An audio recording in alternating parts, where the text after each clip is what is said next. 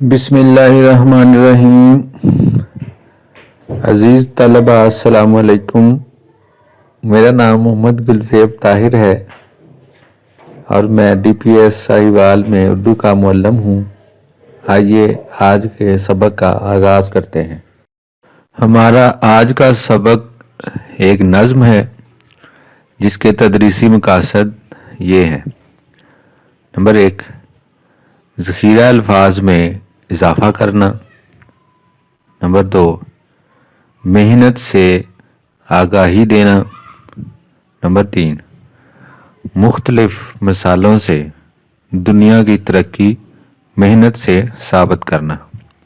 ये तमाम मकासद हम इस सबक में हासिल कर लेंगे। अज़ीज़ तलबा, हमारे आज के सबक की तरतीब कुछ इस तरह से होगी। सबसे पहले नज़म की बुलंद ख़्वानी करवाई जाएगी। आप बग़ौर सुनेंगे और आपको तमाम अल्फाज के तलफ़्फ़ुज़ की समझ आएगी। उसके बाद मुश्किल अल्फाज के माने बताए जाएंगे। फिर नज़म का खुलासा लिखने का तरीका बताया जाएगा। उसमें वो तमाम बातें बयान होंगी जो बच्चे अक्सर गलती कर जाते हैं, उनकी इस्लाह के लिए भी कुछ हदायत दी जाएंगी। फिर खुलासा नज़्म बयान किया जाएगा और आखिर में घर के लिए काम दिया जाएगा और अहम बात बताई जाएगी। अज़ीज़ तलबा, नज़म की बुलंद ख़्वानी के लिए आप दरसी किताब का सफ़ा नंबर 123 निकालें। नज़्म मेहनत किताब का सफ़ा नंबर है 123। अज़ीज़ तलबा, आइए अब नज़म मेहनत की बुलंद ख़्वानी करते हैं। मेहनत पथरीली प्यासी मट्टी से फूल खिलाती है। मेहनत पथरीली प्यासी मट्टी से फूल खिलाती है। खेत की हर बाली डाली बन जाती है, फल पाती है। मेहनत पथरीली प्यासी मट्टी से फूल खिलाती है। खेत की हर बाली डाली बन जाती है, फल पाती है। मेहनत मैदानों का सोना चांदी है कोहसारों पर।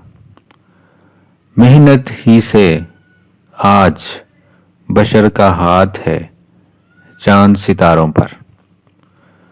मेहनत सहरा कोहो बियाबां पाट के शहर बनाती है। भारी पत्थर सख्त चट्टानें काट के नहरें लाती है। हल हत्थी के पीछे पीछे कितनी मट्टी फांकी है। तब गंदम की कोई बाली अपनी कोख से झांकी है। जाने कितने कांटे टूटे इनके नंगे पाँव में। जाने कितने कांटे टूटे इनके नंगे पाँव में। गाँव वाले तब बैठे बरगद की ठंडी छाँव में। नूहे बशर को इज्जत अजमत कुव्वत देने वाले हैं। नूहे बशर को इज्जत अजमत कुव्वत देने वाले हैं।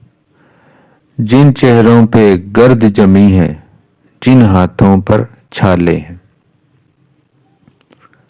दाना दाना चुनकर लाया जाता है अंबारों में। जलता है इंसान तो फिर जलते हैं दिए बाजारों में। प्यारे बच्चों, नज़म की बुलंद ख़्वानी के बाद अब हम अशार का मतलब समझते हैं। पहला शेर। मेहनत पथरीली प्यासी मट्टी से फूल खिलाती है। खेत की हर बाली डाली बन जाती है, फल पाती है। इस शेर में शायर कहता है कि मेहनत से अगर पथरीली मिट्टी हो, पत्थर हो, उन पर मेहनत की जाए ان میں پھول کھلائے جا سکتے ہیں، اور کھیت کی ہر بالی ڈالی بن جاتی ہے، یعنی کھیت کی مٹی کو نرم کر کے اس میں بیج بویا جاتا ہے۔ وہ جب تھوڑا سا بڑا ہوتا ہے تو وہ ایک بالی کی صورت میں باہر آتا ہے۔ جو چھوٹا سا پودا ہوتا ہے اسے بالی کہتے ہیں۔ بالی جب بڑی ہوتی ہے تو پھر ڈالی بن جاتی ہے، یعنی شاخ یا ٹہنی کی صورت اختیار کرتی ہے، پھر اس پہ پھل لگ جاتا ہے۔ تو یہ سب محنت کی وجہ سے ہوا ہے۔ محنت پتھریلی مٹی میں پھول کھلا دیتی ہے، اور کھیت کی جو بالی ہے وہ ڈالی بن جاتی ہے اور اس پہ پھل لگ جاتا ہے۔ دوسرا شعر: محنت میدانوں کا سونا، چاندی ہے کوہساروں پر، محنت ہی سے آج بشر کا ہاتھ ہے چاند ستاروں پر۔ اس شعر میں شاعر نے میدانوں کا سونا گندم کی فصل کو قرار دیا ہے، اور جو کوہساروں پہ چاندی کا ہے وہ مطلب چشمے، پہاڑوں پہ جو چشمے ہوتے ہیں وہ پانی جو ہے وہ چاندی کی شکل کا ہوتا ہے۔ تو یہ گندم کی فصلیں اور چشمے یہ دونوں محنت سے ہی جاری ہوتے ہیں۔ چشمہ دیکھا آپ نے؟ تو وہ جب چشمہ نکلتا ہے اور اس کا پانی آگے جاتا ہے تو اس کو محنت کر کے نا اس کو کنٹرول کیا جاتا ہے، پتھر لگائے جاتے ہیں۔ تو آگے ہے: محنت ہی سے آج بشر کا ہاتھ ہے چاند ستاروں پر، کہ محنت کی ہے تو انسان کا ہاتھ جو ہے نا وہ چاند ستاروں تک جا پہنچا، جہاز بنائے، خلا میں تحقیق ہو رہی ہے اور چاند ستاروں کا علم حاصل ہوا ہے۔ یہ سب محنت ہی کی بدولت حاصل کیا گیا ہے۔ تیسرا شعر: محنت صحرا کوہ بیاباں پاٹ کے شہر بساتی ہے، بھاری پتھر سخت چٹانیں کاٹ کے نہریں لاتی ہے۔ کہ محنت سے صحرا میں، کوہ بیاباں کہتے ہیں پہاڑ اور ویرانی جگہ کو، ان جگہوں پر محنت کر کے نئے نئے شہر بسائے گئے، اور بھاری پتھر اور سخت چٹانوں کو کاٹ کر نہریں بنائی گئی۔ یعنی نہر جو بنتی ہے نا ایسے نہیں بن جاتی، اس پہ بڑی محنت ہوتی ہے۔ تو یہ محنت کی وجہ سے نئے شہر آباد ہوئے اور نہریں بنائی گئیں۔ چوتھا شعر: ہل ہتھی کے پیچھے پیچھے کتنی مٹی پھانکی ہے، تب گندم کی کوئی بالی اپنی کوکھ سے جھانکی ہے۔ ہل ہتھی کہتے ہیں وہ جو دو بیل ہوتے تھے، پیچھے ہتھی لگا کے کسان جو ان کو چلایا کرتا تھا، جب وہ چلتے تھے تو مٹی اڑتی تھی اور کسان کے منہ میں جاتی تھی۔ پھانکنا کہتے ہیں ایک دفعہ کوئی چیز منہ میں ڈال لینا، تو جب انسان اس مٹی میں سانس لیتا ہے تو وہ منہ میں چلی جاتی ہے۔ شاعر کہتا ہے کہ اتنی محنت کی ہے، وہ بیلوں کو چلایا، زمین نرم کی، مٹی اس کے منہ میں گئی، وہ سانس لیتا رہا، اور اس کی بے شک طبیعت بھی شاید خراب ہو گئی ہو، تو اس کے بعد جو ہے نا وہ گندم کی بالی زمین سے باہر آتی، یعنی تب گندم کی کوئی بالی اپنی کوکھ سے جھانکی ہے، کہ گندم کی جو شاخ ہے وہ باہر آئی ہے تو کسان کی محنت سے آئی ہے۔ کوکھ وہ جگہ جہاں سے وہ بیج باہر پودا بن کے نکلتا ہے اس کو کوکھ کہتے ہیں پودے کی۔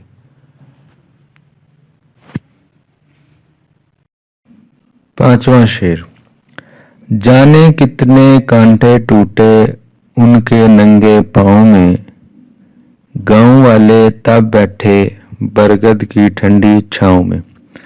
اس شعر میں شاعر نے کہا ہے کہ گاؤں والے جو برگد کی ٹھنڈی چھاؤں میں بیٹھے ہیں یہ ایسے ہی نہیں بیٹھ گئے، ان سے جو پہلے لوگ تھے انہوں نے بہت محنت کی، اور پتہ نہیں کتنے ان کے پیروں میں کانٹے چبھے، کتنی تکالیف انہوں نے برداشت کی، تب جا کے ان کو گاؤں والوں کو برگد کی ٹھنڈی چھاؤں جو ہے وہ نصیب ہوئی۔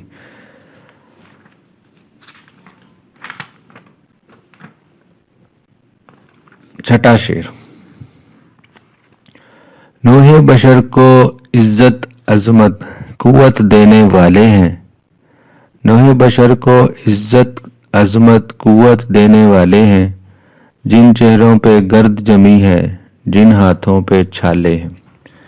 اس شعر میں شاعر نے کہا ہے کہ ایسے ہاتھ جن پر چھالے نکلے ہیں اور چہروں پہ گرد جمی ہوئی، یعنی محنت کرنے والے لوگ جو ہے نا وہی انسان کو عزت اور عظمت دینے والے ہیں۔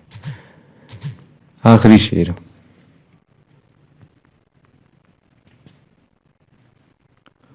دانا دانا چن کر لایا جاتا ہے انباروں میں، जलता है इंसान तो फिर जलते हैं दिए बाजारों में। आपने मंडियां देखी होंगी, वहाँ पे बहुत से ढेर लगे होते हैं गंदम के, मकई के और भी फसलों के। तो शायर कहता है कि ये दाना दाना चुनकर ढेरों की शक्ल में बाजार में लाया जाता है, ये ऐसे ही नहीं आ जाता। इनको लाने के लिए इंसान जो है वो धूप में जलता है, बड़ी सख्त मेहनत करता है। फिर उन फसलों से आगे जो है वो लोगों के कारोबार और रोजगार और सारे काम जो चलते हैं।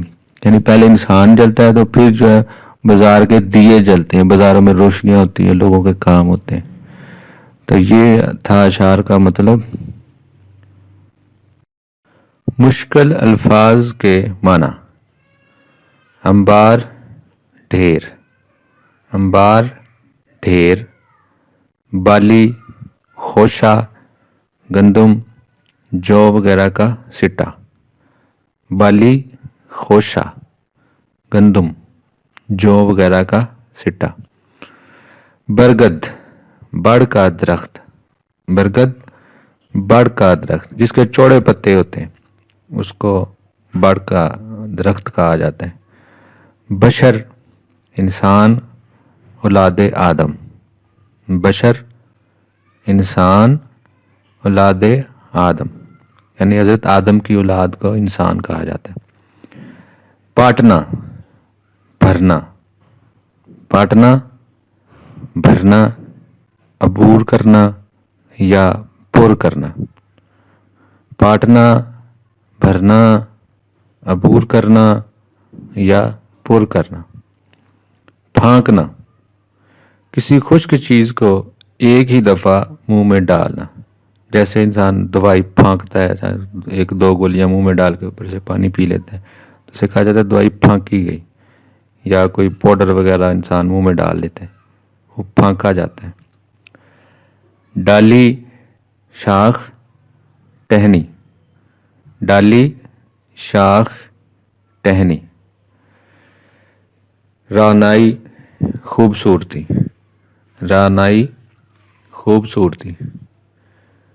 कोख पेट या पहलू, कोख पेट या पहलू। आपने वो खेत में कोई बीज उगता हुआ देखा होगा, जो थोड़ा सा पौधा ज़मीन से बाहर होता है, तो जो ज़मीन के अंदर वाली जगह है जहाँ से वो निकल रहा है उसको कोख कहा जाता है। पौधे की कोख वो होती है। कोहो ब्याबा पहाड़ और जंगल, कोहो ब्याबा पहाड़ और जंगल। कोह कहते हैं पहाड़ को, ब्याबा बेआबाद वीराना जंगल। कोहसार पहाड़, कोहसार पहाड़। नो किस्म, नो किस्म। नज़्म का खुलासा लिखने का तरीका, नज़्म का खुलासा लिखने का तरीका। नज़्म को कम से कम 2 मरतबा पढ़ें, नज़्म को कम से कम 2 मरतबा इस तरह पढ़ें कि एक मरतबा आपने बगौर पढ़ना है, इसके बाद अल्फाज मानी दोहराने हैं, मुश्किल अल्फाज के मानी देखने के क्या क्या हैं, उसके बाद फिर नज़्म को पढ़ना है। तो पहले से आपको ज़्यादा जो है अशार की समझ आएगी। फिर अहम निकात पर निशानात लगाएं और निशान ज़दा निकात को जामे तौर पर कम से कम अल्फाज में ढालें और मरबूत करके तहरीर करें। यानी निशान उन जगहों पे लगाने हैं जो अहम बात है, फिर एक बात का दूसरे से ताल्लुक बनाते जाएं और जुमलों में ढालते जाएं और लिखते जाएं। जहाँ ज़रूरी हो वहाँ मुश्किल अल्फाज की जगह आसान अल्फाज का इस्तेमाल करें, लेकिन इसका मतलब ये नहीं है कि आप तशरीह शुरू कर दें। कहीं कहीं कोई मुश्किल लफ्ज़ आ जाता है, जैसे पाटना का एक लफ्ज़ था, तो वो हम पाटना तो नहीं लिख सकते, वो समझ नहीं आएगी या जुमला गलत हो सकते हैं। उसके लिए अबूर करना, पुर करना, आगे निकल जाना, इस तरह का कोई लफ्ज़ मौके के मुताबिक इस्तेमाल कर सकते हैं। फिर खुलासा लिखते वक्त तशरीह ना करें, यानी एक बात की अब जुज़ियात में ना चले जाएं कि उसके अब हर एक पहलू को बयान करना शुरू कर दें, ऐसा नहीं करना। خلاصہ لکھتے وقت تشریح نہیں کرنی بلکہ الفاظ کا استعمال کم سے کم کرنا ہے اور آگے بڑھتے جانا ہے۔ نظم کے خلاصے میں کسی بھی قسم کا شعر ہرگز نہیں لکھنا۔ نظم کے خلاصے میں شعر نہیں لکھنا، اس سے خلاصہ جو ہے وہ خلاصہ نہیں رہ جائے گا، وہ تشریح بن جائے گی، تو آپ کا خلاصہ غلط ہو سکتا ہے۔ اور آخری بات، خلاصہ لکھنے کے بعد دوبارہ ضرور پڑھنا ہے۔ یقیناً ایک دو غلطیاں رہ جاتی ہیں، جب آپ دوبارہ پڑھیں گے تو اس میں وہ غلطی سامنے آ جائے گی، اسے آپ درست کر لیں۔ عزیز طلبہ، آئیے اب نظم کا خلاصہ پڑھتے ہیں۔ نظم محنت۔ اس نظم میں شاعر نے محنت کی اہمیت اس طرح اجاگر کی ہے کہ محنت پتھریلی پیاسی مٹی سے پھول کھلاتی ہے۔ محنت سے کھیت کی ہر بالی ڈالی بن کر پھل پاتی ہے۔ محنت میدانوں کا سونا اور کوہساروں کی چاندی ہے۔ محنت کی بدولت انسان کا ہاتھ چاند ستاروں تک پہنچا۔ صحرا اور پہاڑوں کو کاٹ کر نئے شہر آباد کیے گئے اور نہریں بنائی گئیں۔ محنت کی وجہ سے گندم کی بالی اپنی کوکھ سے باہر آتی ہے اور گاؤں والوں کو برگد کی ٹھنڈی چھاؤں نصیب ہوتی ہے۔ محنت کرنے والوں نے نوح بشر کو عزت دی اور فصلوں کے انبار بازاروں تک پہنچائے۔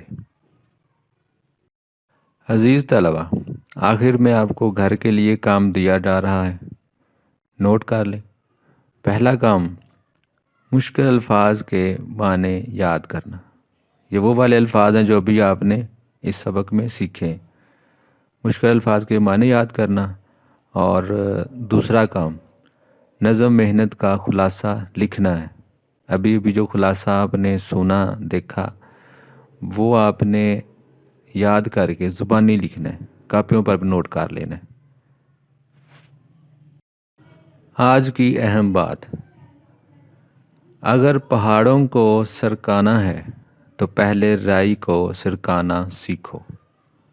عزیز طلبہ، بہت شوق ہوتا ہے کہ ہم بڑے بڑے کام کریں گے، بڑے آدمی بنیں گے، تو دوبارہ اس بات کو غور سے سنیں۔